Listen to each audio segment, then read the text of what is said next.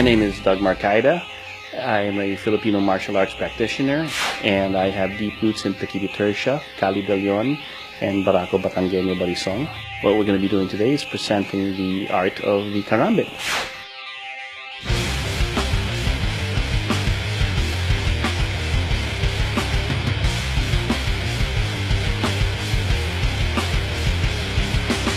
I got started with initially with Omar Hakim when I saw Pekiti Tercia. I learned the other facets of Pekiti through Bill McGrath and Tom Bizio before graduating on to Grand Tuhon Leo Gahe, the head of the system. I also have roots with Cali de Leon under Master Guru Jun de Leon, and the Barako Batangueño, which is not really a system but more of a philosophy of training, through Tito Jun Saludo. And these are the three main Holy Trinity, I call them, of my teachers.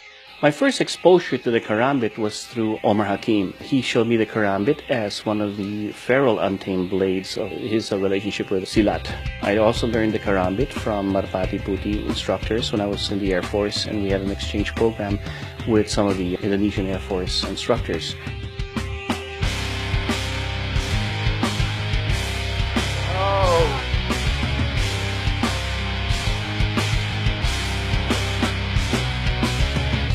Most martial arts styles that I've seen use the karambit are from Southeast Asia. The countries of Indonesia and Malaysia practice silat.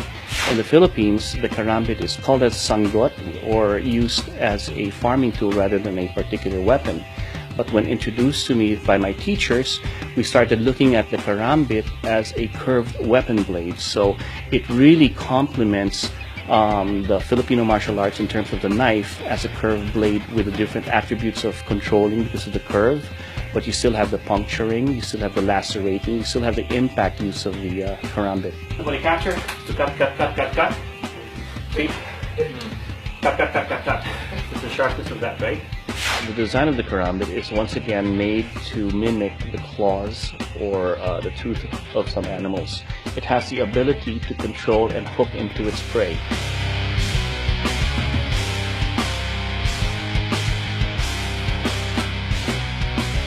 Most karambits, the traditional ones, are double-edged, and you can slash with the weapon on the inside part of the karambit or the outside part of the karambit.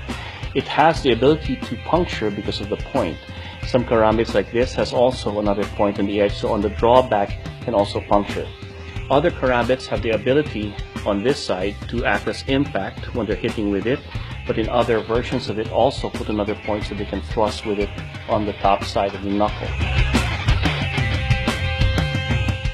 So the karambits are very versatile in its use, and in modern day use you will find that the karambit has been transferred from a fixed blade into what they have now as a folder version of the karambit, where the karambit can be kept legal in use by the ability to have it folded, ease of carry.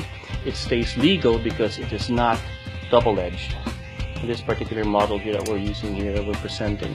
So this is the modern use of the karambit as you can find nowadays as a folder. One of the features of the karambit is that it does have its finger ring in here. And a lot of people believe that in times of stress, the hands may open up and drop the blades. So in straight blades, the ability of that is missing. Whereas in the karambit, you have that. Break that pinky.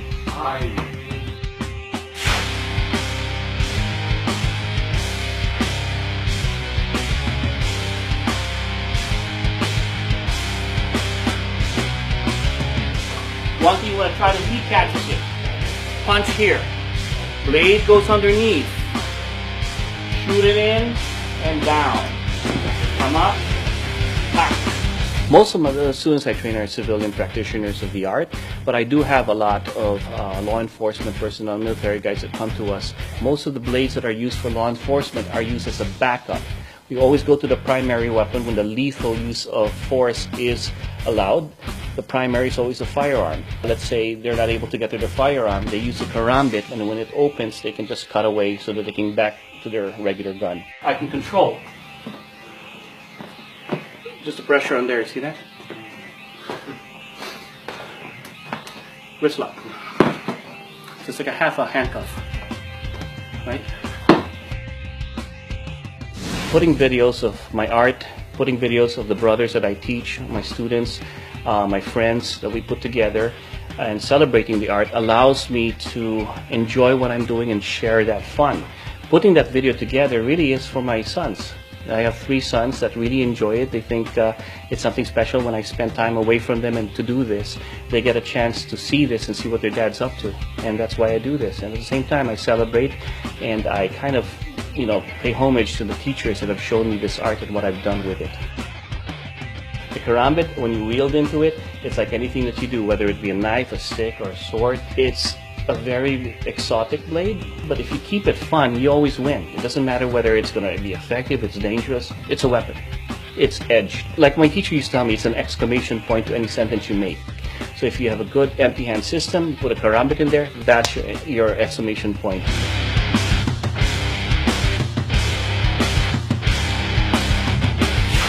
You're watching Inside Martial Arts.